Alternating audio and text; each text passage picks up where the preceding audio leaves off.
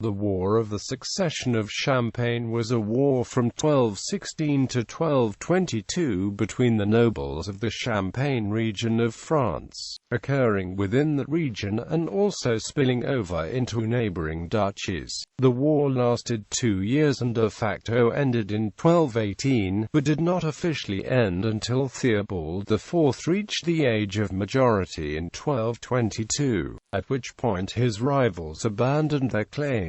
Origins. In 1190, Henry II, Count of Champagne, left his county for the Crusades with his two uncles Philip II of France and Richard I of England. He made the barons of Champagne swear to pay homage to his brother Theobald if he should die on crusade. In the Holy Land, Henry was crowned King of Jerusalem and, to reinforce his legitimacy, married for the second time to Queen Isabella, second wife and widow of Conrad of Montferrat, despite the fact that her first husband was still alive. Henry and Isabella had 3 daughters and no surviving sons, and so, when Henry II died in 1197, his brother inherited the county as Theobald III. Theobald III then died of a sudden illness 4 years later in 1201 while preparing to lead the Fourth Crusade, leaving his widow Blanche of Navarre 9 months pregnant with their son Theobald IV, born after his father's death. In 1215, Henry II's third daughter Philippa of Champagne married a nobleman from Champagne living in the Holy Land. His name was Erard of Brienne Ramarupt, and he was a cousin of John of Brienne, King of Jerusalem. It was he who gave Philippa the idea of claiming the county of Champagne. Blanche of Navarre, however, proved to be an incredibly strong and efficient regent, and had devoted herself for the past 15 years to ensuring the legal status of her son Theobald IV as rightful heir. Blanche was aided in securing her power base during the first few shaky years of her regency by the fact that so many lords and knights of the county, who might have posed the challenge to her, had left to fight on the Fourth Crusade from 1202 to 1204. Queen Mother Adele of Champagne also took Blanche under her wing, giving Blanche vital counsel during the early years of her regency until Adele's death in 1206. By 1216, despite the fact that Erard rallied most of the local barons of the county against Blanche, she had built up such strong alliances with both King Philip II as well as Pope Innocent III that Erard never gained any official legal support for his claims. From the start of the conflict, Pope Innocent III began excommunicating rebel barons, negatively affecting their efforts. Further, while Theobald IV was still an underaged youth of 13 years, he had acquitted himself so valiantly in combat at the decisive Battle of Bouvines that King Philip II threw his full support behind him. Beginning maneuvers, Erard and Philippa landed in France in January 1216. On their journey to La Puyade Valley, Erard was arrested by agents of the King of France but managed to escape and get to Champagne. Erard and his supporters took up a position in Noyers, which Blanche of Navarre then besieged in April 1216.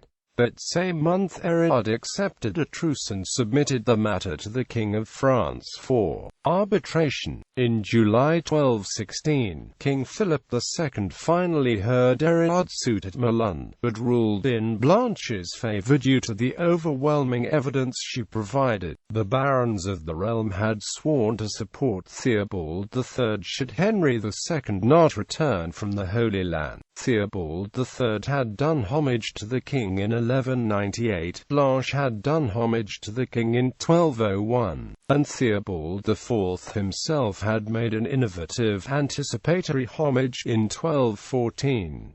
Blanche even provided numerous letters patent, bearing the seals of the barons who had sworn homage. Philip II ordained that the barons await the majority of Theobald IV and his assumption of his rights as count. Philip II ordered Erard and the barons to seal their own letters patent confirming the court's decision and promising to observe a truce. Open rebellion. No sooner had Erard returned to his holdings in Champagne than he and his rebel supporters quickly broke the truce and took up arms against Blanche. In spring 1217 war began in earnest and the local barons of Champagne, all more or less supporting Philippa, abandoned Blanche to rally to Erard. Theobald I, Duke of Lorraine, took on Erard's cause, as did his brother-in-law Miles, Seigneur de Noyers, and his nephew André de Pougy, Seigneur de Marolles-sur-Seine and de Saint-Valérien. The support of the Duke of Lorraine added a substantial amount of strength to the rebel forces.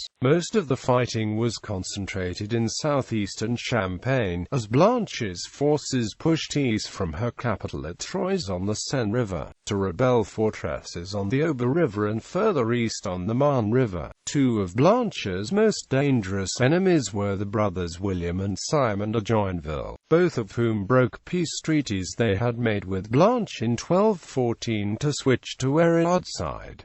Simon de Joinville was Blanche's own seneschal. William was the Bishop of Langes to the southeast, who also held overlordship of the county of Bar-sur-Aube. Apart from various sieges, during the early part of the conflict, Erard and his rebel barons attacked merchant caravans traveling to the Champagne fairs at Troyes and Bar-sur-Aube. However, each side soon realized that they did not want to disrupt this vital source of monetary income. During the later years of the war, therefore, Erard would agree to truces with Blanche that would last weeks or months at a time, in order for the trade fairs to occur unmolested. In return, Blanche would pay off Erard with a large fraction of the revenue from the comital taxes exacted from the trade fairs. Foreign intervention and climax. The rebellion remained a localized affair, largely driven by the self-interest of the local barons, though by spring 1218 it attracted the intervention of Blanche's liege lords King Philip II of France and Otto III, Duke of Burgundy, as well as Frederick II, Holy Roman Emperor. Duke Theobald I of Lorraine had sided with rival Holy Roman Emperor Otto IV against Frederick II during the recent round of civil wars in Germany. Thus their entry on opposite sides of the conflict was an extension of Hohenstaufen-Welf antagonisms. Emperor Frederick II,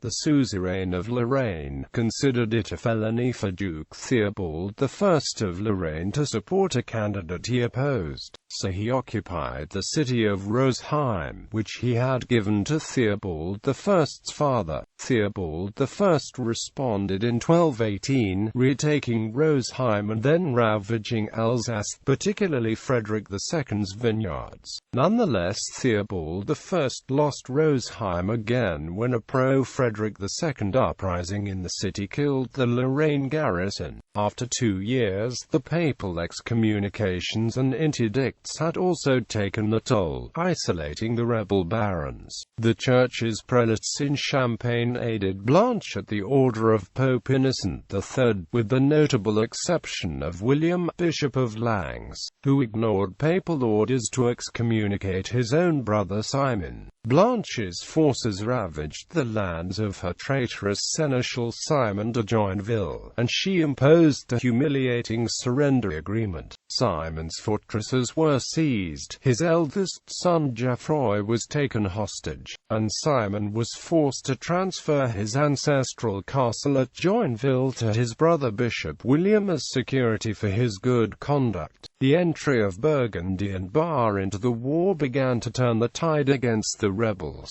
With the aid of Otto III of Burgundy and Count Henry II of Bar, Countess Regent Blanche rode with her army to Lorraine's capital of Nancy in 1218. 1218 and burned the town. Blanche then joined with Emperor Frederick II to besiege the castle of Amiens. The Duke Theobald I of Lorraine surrendered Amiens by the end of May 1218, and officially renewed his fidelity to Blanche on June 1, at which point the rebellion largely collapsed and rebel barons started making their own separate peaces. Securing the peace, Theobald I of Lorraine died in May 1220 under mysterious circumstances, and to seal the peace the 19-year-old Theobald IV of Champagne married Lorraine's 16-year-old widow, Gertrude of Dagsburg. Duke Theobald I's brother Matthew II, who succeeded in Lorraine, made peace and swore fealty to Blanche. Bishop William of Langes was elected Archbishop of Reims in 1219, resulting in his fortuitous departure from the conflict. Erard renounced any claim on Champagne on 2 November 1221, and Philippa in April 1222. In return for renouncing his claims, Erard received a substantial cash settlement. The last rebel baron, Erard II of Chessany, swore his renewed loyalty to Theobald IV in March 1222. 2 months later, in May 1222, Theobald IV reached the age of maturity and began his reign as count, and the triumphant Countess Regent Blanche withdrew to the Cistercian convent of Argensols for her retirement. Aftermath. Blanche and Theobald IV had centralized comital authority within Champagne, reigning in the rebellious local barons and ending any pretensions of collegiate rule in the county. Theobald IV promptly divorced Gertrude as soon as he came of age, and peace was secured, terminating the brief 2-year-long and childless marriage, in order to marry Agnes of Beaujeu. Unfortunately, Theobald IV's rule was initially marked by a series of misfortunes. He was accused of abandoning King Louis VIII at the Siege of Avignon, costing him the royal alliance he had relied on to secure his inheritance. Moreover, strong rumors began to spread that Theobald IV was having an affair with Louis VIII's widow, the Queen Regent Blanche of Castile, for whom he composed a poetic homage. Theobald IV was becoming increasingly influential at court, and the other great counts of France were becoming resentful. In general, the other barons were jealous of the strengthened county of Champagne, which had emerged from the Succession War, and now presented a major rival to surrounding areas. Whatever the case, the resentful other barons invaded Champagne from 1229 to 1230. Ironically, the alliances in the invasion were reversed from the arrangement they had been in during the Succession War. Count Henry II of Bar attacked Champagne from the east, prompting Theobald IV to ally with Lorraine to attack the county of Bar. Simon of Joinville, who had fought for the rebel faction during the Succession War, now allied with Theobald IV against the external threat, and aided him in ravaging Bar, which was on the northern border of Joinville's own lands. Unfortunately, the conflict with the county of Bar prompted the more powerful Duchy of Burgundy to invade Champagne from the south, led by Duke Qiv. This provoked Queen Regent Blanche of Castile to intervene, in order to stop the spread of the conflict. Theobald IV was able to repulse the attackers, but at great cost. Champagne's economy was so depleted by these two major wars, as well as the crusading debts of Theobald IV's father and uncle, that Theobald IV had to sell off his overlordship of the counties west of Paris that his ancestors held before expanding east to Champagne, Blois, Sancerre, and Châteaudun. Another major blow to morale came near the start of the invasion of 1229, when Blanche of Navarre died while in retirement at Argensols convent. Moreover, Theobald IV's second wife, Agnes of Beaujeu, suddenly died in 1231, leaving Theobald IV with only the 5-year-old daughter, Blanche. This left Champagne in need of a male heir. prompting Theobald IV to remarry in 1232 to Margaret of Bourbon. The situation reached its nadir in 1233, when Henry II's elder daughter Queen Alice of Cyprus threatened to reprise the succession war of Theobald IV's a minority yet again. Alice had become Queen of Cyprus by marrying her step-brother Hugh I of Cyprus in 1210. However, the fortunes of Theobald IV and Champagne dramatically shifted soon afterward, when in 1234 he became King of Navarre on the death of his uncle. Suddenly, Theobald IV became too wealthy and powerful for neighboring counts to risk fighting. This also ended Alice of Cyprus's attempt to renew the succession war, and she was paid off with a substantial cash settlement. Alice was at this time engaged in the War of the Lombards against Blanche's old ally Emperor Frederick II. So it is possible that Alice did not want to fight two wars at once, and wanted to concentrate on the direct threat to Cyprus itself. This war was based on Emperor Frederick II's attempt to claim the throne of Jerusalem and Cyprus based on his marriage to Isabella II of Jerusalem, the young half-niece of Alice and Philippa. Maria died giving birth to Isabella II in 1212, and Isabella II died in 1228 giving birth to Frederick II's son Conrad IV, sparking the war against Frederick II over control of his son's regency. Theobald IV spent most of his subsequent time and attention in Navarre, but the removal of external threats ensured an unprecedented era of peace and prosperity for Champagne that would last for the next 5 decades. Margaret of Bourbon and Theobald IV ultimately had 4 surviving children together, including Theobald IV's successor Theobald II of Navarre, who would rule from his father's death in 1253 to 1270.